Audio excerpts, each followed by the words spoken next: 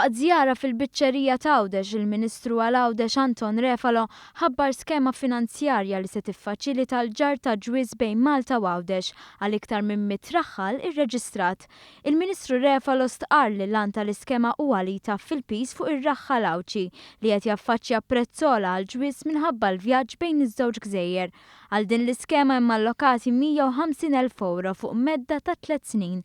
Eleġibbli għall-ewwel skema huma dawk li jrabbu l-majjal, iċ-ċanga, il-baqar, in-naġ, mogħoż, tiġiġ u fnik. Importanti li r-raħħal ikollu l-liċenzja neċessarja inkella ma jibbenefikax. L-iskema daħlet fis-seħħ mill-ewwel ta' Jannar u l-ħlas se jsir darbtejn f'Marzu u Settembru. Biex ir-raħħal jibbenefika mill-iskema jrid imur il-biċċerija ta' Għawdex u jimla l-applikazzjoni. Hemm jingħatalu tarifa aħjar ta' kif se titħaddem u kif jista' jgawdi minnha.